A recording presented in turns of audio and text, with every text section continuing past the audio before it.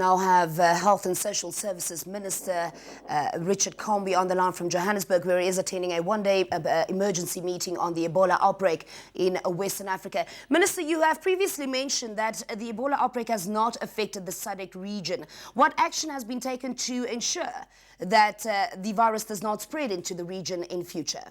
Well, great. The second aspect to this meeting that we had to agree on the course of action. The first thing is the preparedness.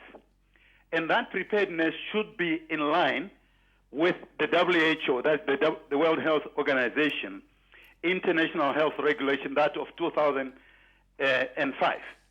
Thus, as member states, we now have to mobilize relevant government sectors and community, religious and political leaders to work together in order to increase or create awareness and understanding of the Ebola situation by communities in order to ensure optimum preparedness and response, so that we should not create a panic and that there should not be rumor mongering out there.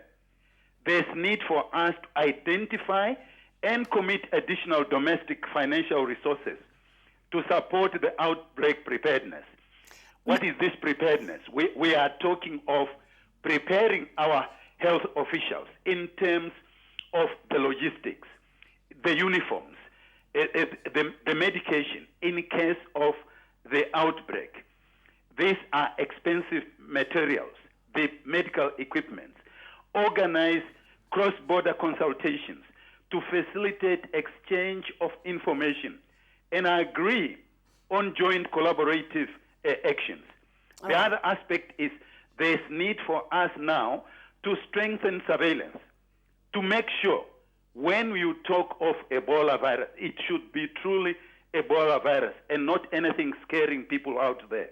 So the meeting also, of course, provides the forum then for the region to share their technical experiences and their technical expertise regarding Ebola. Exactly. All right. Well, we have had some experts from the World Health Organization, and South Africa is a giant in terms of technicalities. They have had some professors who were very clear and very elaborative, who will assist us as a region. And we identified Johannesburg, of course, South Africa, which will be the center for the technical expertise. Now, Minister Combie, the Windhoek Central Hospital's Ward 6 has been turned into an isolation ward in the case of an Ebola outbreak. Protective clothing is to be used in cases of an outbreak, and that has also been acquired. What other measures are in place for Namibia?